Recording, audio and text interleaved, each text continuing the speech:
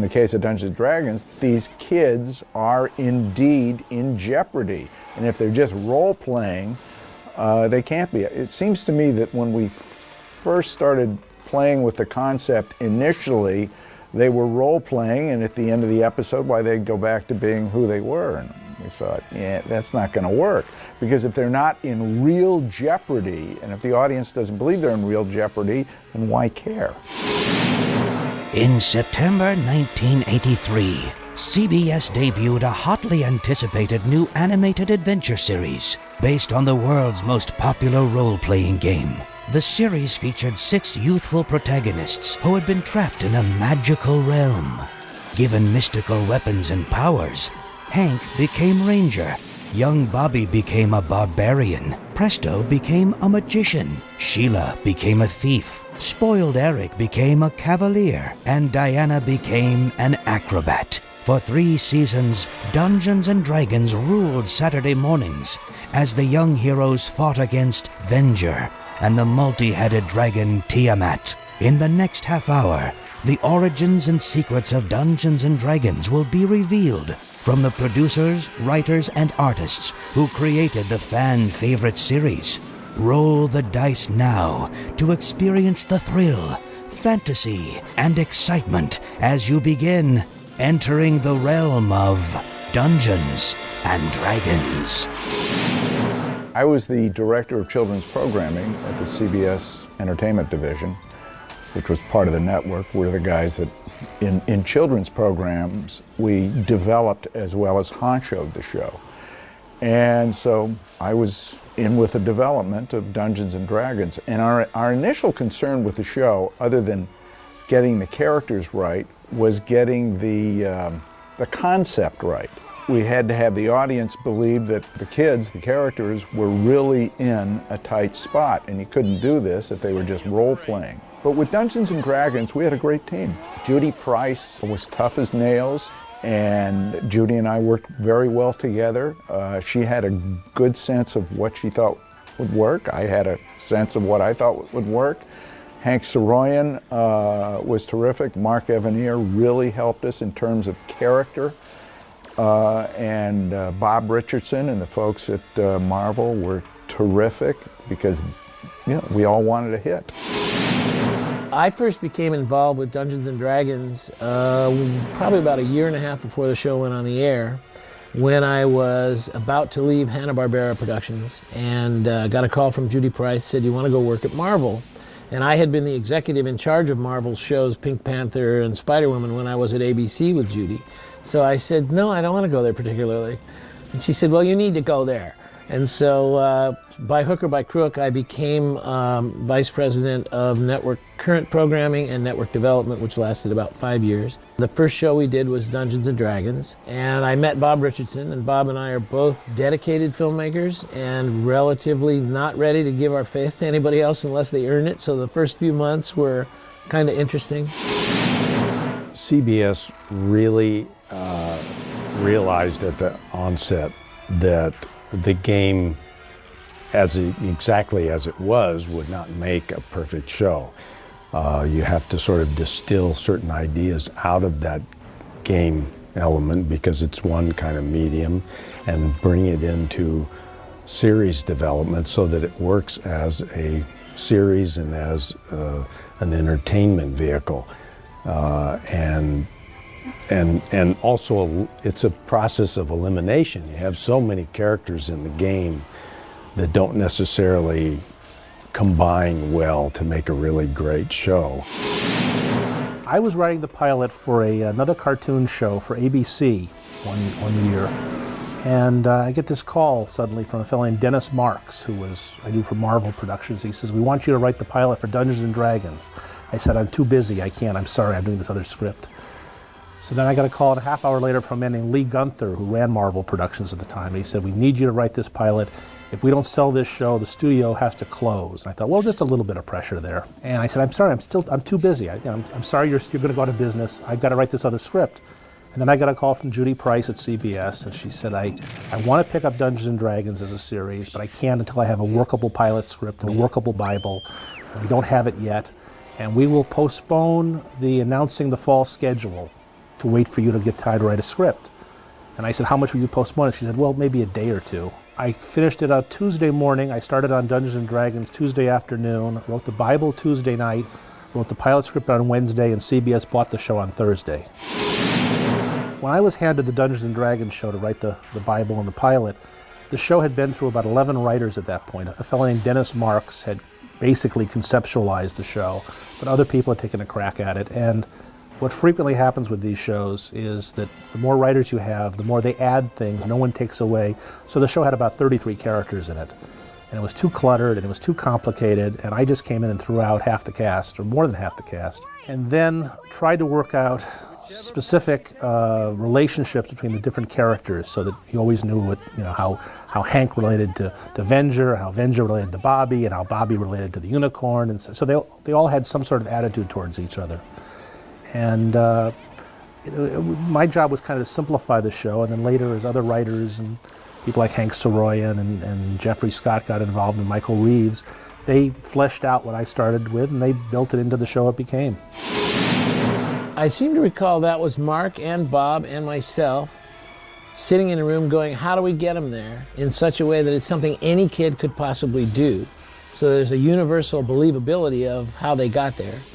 And then we thought that was kind of a good idea, a cross between Space Mountain and a roller coaster, where they go into that dark place first and then they end up, oh my God, what's happening? And it seemed to work. We felt like, if we took them into a ride that's almost like a game in a sense. The dungeon, no escape. And something happens in there, and suddenly they're now in this foreign area that they don't know how to get out of, and they're trapped. Essentially, that becomes the working mode of the show, is them being trapped and trying to get home. And we felt like kids could understand, being trapped away from home in this kind of bizarre land, and there's evil characters there and so on. And that would make a tremendous dramatic kind of presentation.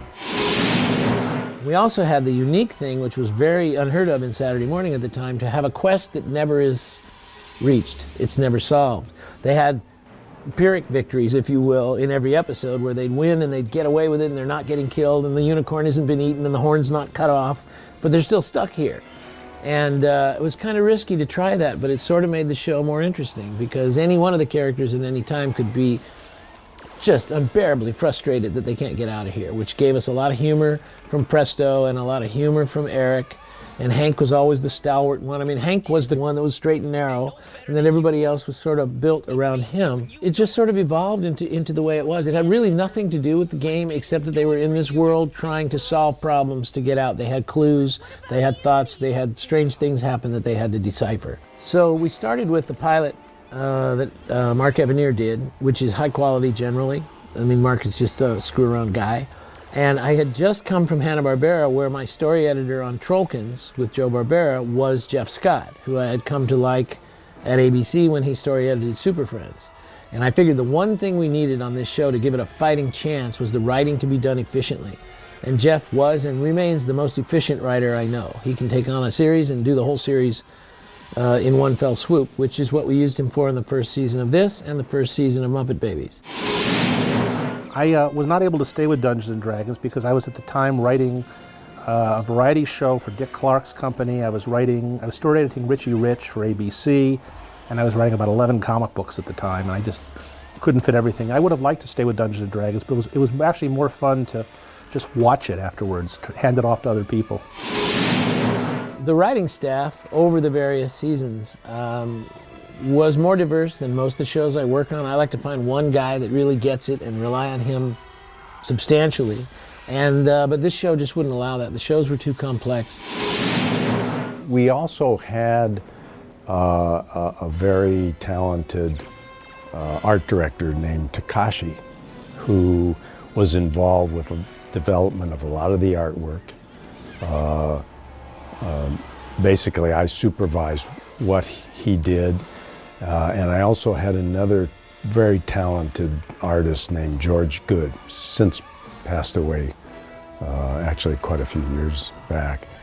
And between those two guys, they were key people in terms of developing the look of the show. The question, and it's come up before, about why Venger only has one horn.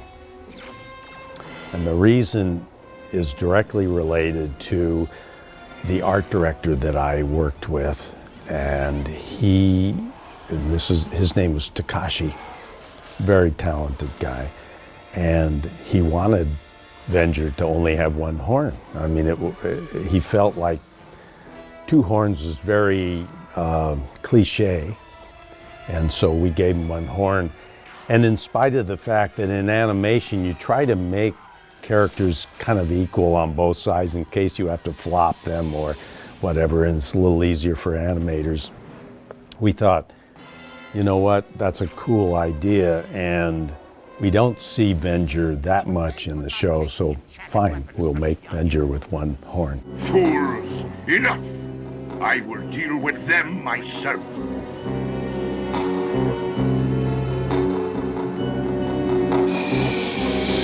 When we were casting the voices, Hank Soroyan had some very definite ideas about who should be who.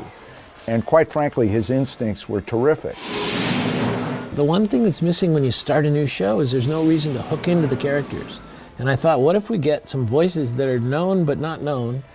You know, we don't brag about who they are, we just let them be there. And the first person I thought of, I think, was Willie Ames, who was a friend of mine. And Donnie Most had been the only actor, in my opinion, on the Fonz and the Happy Days Gang series on ABC that really understood, or at least inherently possessed, the kind of energy that animation required. So those were the first two guys I went after. And then I was telling Willie what we were doing, and he said, oh, you got to audition Adam. So then Adam came along, and then after that, we just started to listen to regular actors that were Saturday morning actors, because I didn't want too many people that were novice to this art form. Greetings, young pupils. Hello, Jerry. How'd he know my name? Dungeon Master knows all kinds of things. Huh. Everything except the way home. On the contrary, Cavalier, a portal to your homeworld lies within those mountains. Oh, yeah? What's the catch this time? Before you leave, you must destroy it. And if we destroy it, it can't get us home, right? Sheesh.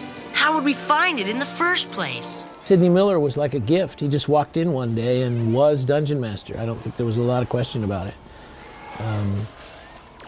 Matter of fact, he helped us make Dungeon Master more benign than he might have been. He became much more of a Yoda character, talking in parables and things that were much more interesting. One of the rules of casting a cartoon show in the 80s was that you do auditions, and you audition everybody in town before you hire Frank Welker to do a voice. I think Frank was on every single show, 1 or 2 seasons, doing sometimes speaking voices, sometimes like on Dungeons and Dragons, animal sounds. Frank's real voice is pretty much the voice of Fred on the Scooby-Doo show, which he's been doing since the Paleolithic era. But he is this incredible talent who can sound like anything or anyone. He can sound like monsters or little helium-voiced creatures. And when Hank and I had our first lunch to discuss how the show would be cast, he had all these ideas, and I just said, okay, for the unicorn, just hire Welker, don't waste your time. Peter Cullen had been a friend, and I knew he could handle Venger.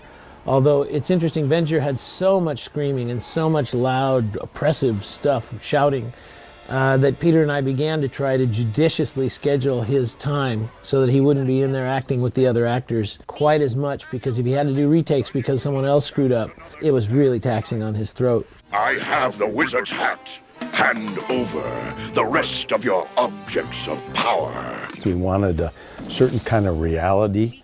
So the youngest voice that was played by Teddy Fields, which is the character Bobby, we wanted a kid that sounded like a kid, like a real kid. Otherwise, you have an older actor doing a kid's voice, and many times that works really well in a sort of broader comedy, cartoonier type of show. But in a realistic kind of show like this, we wanted a young kid like that to really sound like a young kid and have the kind of speech that a young kid brings to that type of performance. It's tough sometimes because a kid like that doesn't have the experience to move rapidly through scripts like, you know, seasoned actors. But still, we got a performance at the end of the line. We get a performance out of him that sounds like a kid, which is what we really wanted. Unbeknownst to me, my son, who actually had joined a buddy in a cattle call for an audition at one of the studios, and had been called in because they weren't happy with anybody else. And they'd heard his voice, and he was a kind of a pretty good actor, at least as an 8-year-old.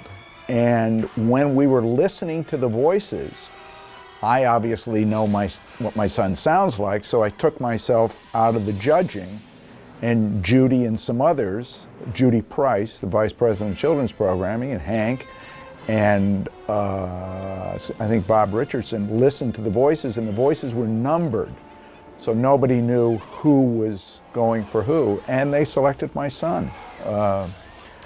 And I had to sign some kind of special dispensation that said that I had nothing to do with it, and I did have nothing to do with it. And funny thing is, I remember after the first recording session, and here my kid is called, he's like 8 or 9 years old, he's called out of school to, you know, he gets to go over there, and of course he thinks it's fun and games because there's food and pop, and he's out of school. And the voice director, Hank Saroyan, called me that afternoon.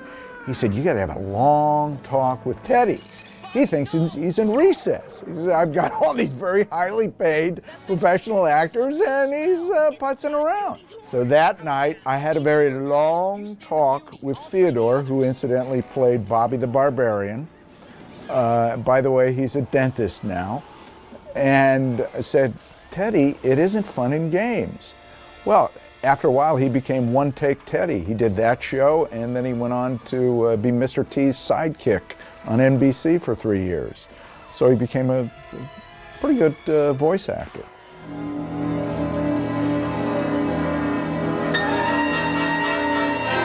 Dungeons & Dragons was a show that was based on the famous TSR role-playing game. And I had a number of friends who were working on it, Mark Evanier and several others. And they had said to me, "This is the kind of show you're perfect for." I was specializing in action adventure. So I had talked with Mark about this, I believe it was Mark, and we had discussed a couple of ideas. And one that I particularly liked was about a character called Decion, because to me, I had been kind of frustrated at that point not being able to do the kind of rich character stories that I was seeing done in Japan and elsewhere, where the characters would have histories, where they would not be perfect. They would have flaws and have to overcome those flaws. And Decion is actually a very tragic figure in a way. He is trying to regain his former self, and he has to make a decision in the story. Is my quest to return to what I once was, does that justify behaving in an unethical and immoral manner in order to get what I want? I really like that about it. I really like being able to tackle that kind of a philosophical problem. Decion was a character who was called the living dead character, and this was a term that bothered some of the people in CBS's program and practices. It implied zombie or vampire or living dead. Well, that's what the living dead is. And they were very much troubled by this. They didn't want to have any occult, black magic, or evil satanic things involved in the show. And we're going like, guys, come on, Dungeons and Dragons. I mean, that's what the whole franchise is. Any kid who turns it on already knows what Dungeons and Dragons is all about. They're going to expect to see this. So we had a lot of back and forth as to exactly what he could look like, what his story was, what happened to him, and basically they tried to sanitize it as much as possible.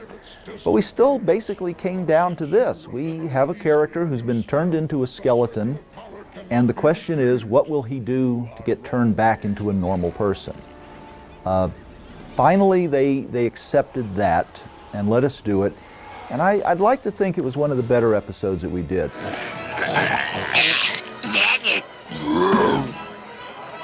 Uh-oh. Looks like the old Cavalier is in trouble. Can't we discuss this over lunch? Hey guys, why fight over pennies when you can have all this? As far as the chronology of the shows go, the first season was pretty much us all figuring out what the heck this world looked like, who was in it, what the breadth and depth of the domain was, what kinds of villains they could have. And then the challenge with any series by the time you get to the second season is how do we top that? We liked our characters. We couldn't really change them much. They were working. We liked the stories. We didn't want to change them much, but we started to make them slightly a little more complicated, a little bit more danger, a little bit more intrigue. And I think that worked, which then carried on into season 3. I got involved with Dungeons & Dragons through Carl Gears, who had been, among other things, one of the producers on Black Star. And he invited me in to talk about it. This was during the second season of the show.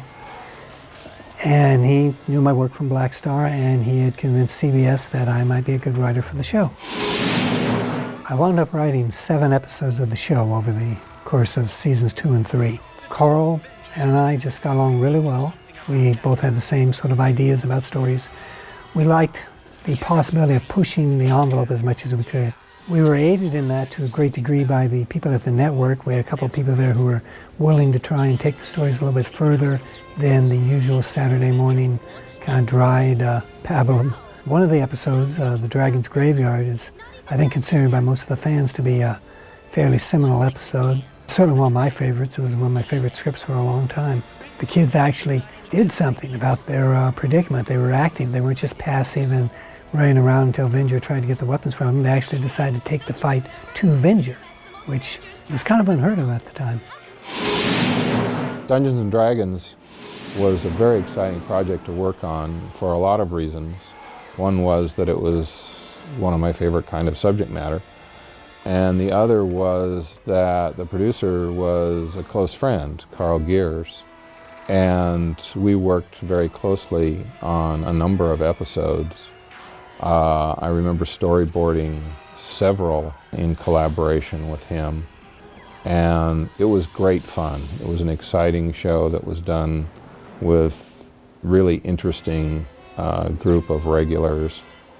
I also got to design a number of monsters and other things, locations. I did some background keys for a number of episodes. So it felt like a small scale collaborative effort, the two of us working together on that. And it was really fun. Dungeons & Dragons was already in production into its second season when I was over at Marvel working on the Spider-Man series and His Amazing Friends. And I got a chance, Bob Klein was doing storyboards and they needed somebody to help out doing corrections and changes to bring the shows within allotted time. There's supposed to be 22 minutes, sometimes the work would be a little longer, sometimes a little shorter. And maybe corrections as far as certain things that the director wanted. So I got a chance to help out on that when possible. On Dungeons & Dragons, I got a chance to look at some great storyboards by Bob Klein, one of my storyboard heroes, and really see some fantastic storytelling, which helped me improve my storytelling. And to see the shows follow his boards precisely to what he had made me want to improve on my work as well. I've been collecting his boards and looking at his boards as reference, even as today, I still look at Bob Klein boards as reference.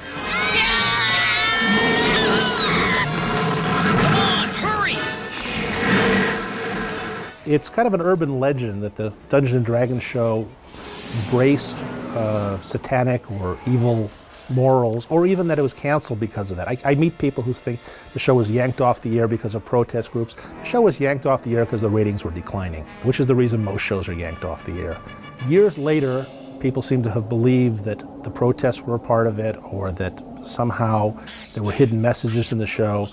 When I was there, the hidden message in the show was buy these toys, eat these sugared cereals, and they weren't very well hidden. We just try to do an adventure show. We were trying to push the envelope a lot on monsters and fire and sword play, and that was, to the extent there was any controversy, there were people who I think thought the show was a little too action-filled. Contrary to what you may have heard, I don't think that broadcast standards or the religious right or any political influence had anything to do with the show getting canceled, except the ratings started to drop, and CBS was looking for ratings because they were battling with ABC and NBC for top slot. It's all about making money. They ain't making money, it isn't on the air. And I get emails 2 or 3 times a week from people who ask me, either was there a last episode of Dungeons and Dragons where the kids got home safely, or telling me they remember vividly seeing this episode, they're sure that there was one, and where do they get a copy of it? And the answer is, this DVD is complete. It's everything that was ever done on Dungeons and Dragons. There was no last episode. At the end of the 3rd season, CBS decided they would do something which was fairly unique at the time.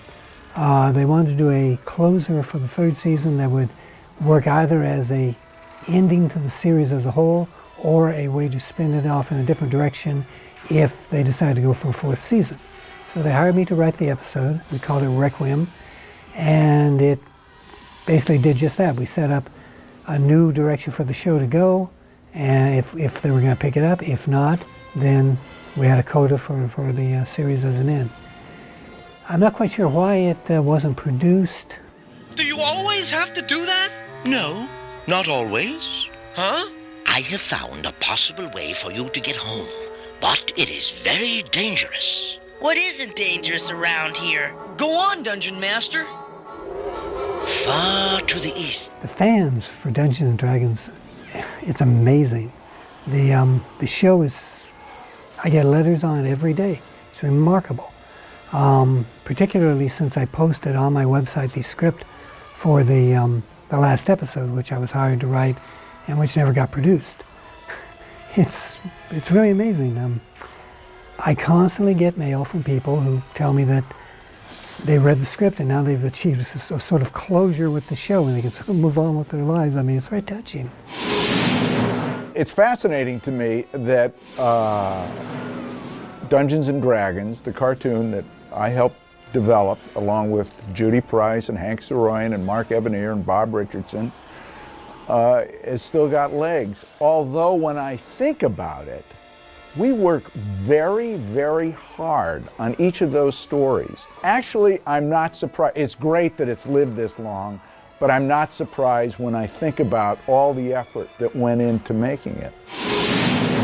As far as the new DVD attention to this series, it actually delighted me. I had no idea this was happening. And one of the things about Judy and Bob and me and Jeff Scott is that when we worked hardcore the whole time, 17 hours a day, 7 days a week, trying to get this to be as perfect as possible. For what this was, I think it was as good a show as could possibly be done at the time. I always think it's wonderful if you do something 25 years ago and the audience today can appreciate, even with the differences in style and various things that happen over the years, if they can still appreciate what you did, then you did something right with the audience. And ultimately that's what it's all about, is making a show that the audience can appreciate. I'm really surprised that the fans have been that loyal to the series these years. You know, it hasn't been out in syndication, it hasn't been out on video, but the fans still remember the show and still love it, which to me is just great. They enjoyed it enough to keep it going. And I'm glad that this box set of DVDs, that we get a chance to relive those shows again. I've worked on shows that even I didn't remember, but Dungeons & Dragons seems to have struck a chord with people. The writing on that show was very sharp. I don't mean mine necessarily, but the later episodes, there were some very good people on it. They really cared about doing a show that would stand out, and I think they accomplished it. I think it's very nice that they're finally putting Dungeons & Dragons out on DVD, and we can all throw away those crummy bootlegs we bought. My oldest son, Dr. Ted, is very excited about the fact that Dungeons & Dragons will be on DVD because he wants to show it to his 2 little girls, one of whom right now is 2.5 and the other is 8 months old. And I'm sure he'll have it running in his dental office. But I know that he had asked me a couple of times if anyone could find a DVD. Well, now they can. Thank you all for your help. You're welcome. Come on, guys. We've still got to find a way home. So long. Here we go again. Unbeknownst to us, Willie had gotten cast in a soap opera that shot in New York. And it was all every day. He was there every day. There was no way he could do this part anymore, and I refused to have him replaced. One year, we decided what we would do is have Willie record the lines with a phone patch. I would send him the script, we'd talk about it for about 20 minutes, and then he'd go through all the lines for Hank. Not the whole episode, just his lines. And on one particular occasion, I recall he had to be somewhere else for another interview in Chicago or something, so he was at Grand Central Station. And the only time we could get the studio required that he call me from a phone booth in Grand Central Station with the script in his hand and read the lines over the phone while I'm directing him in the phone. And I would say, no, I don't like that reading. This is a bigger thing. Look out! You know, Eric, look out! And we're doing it. We're like 2/3 of the way through the thing, and we start hearing this banging. We didn't know what this banging was. I said, Willie, what is that? It's going to screw up the animation guys. They don't know what that is.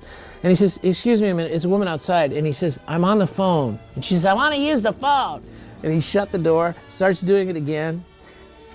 And she starts banging on the door again. And finally he opens the door and he says, damn it, lady, I'm trying to do a television show. What's wrong with you? And he shut the door. And he said the woman stood out there. He was going ahead with the thing, and he looked over and he said, I can't believe I just said that to this woman. You should see the look on her face. And she's like leaning down, looking for lights, looking for cameras, whatever. It was just hysterical. He was in there for like half an hour.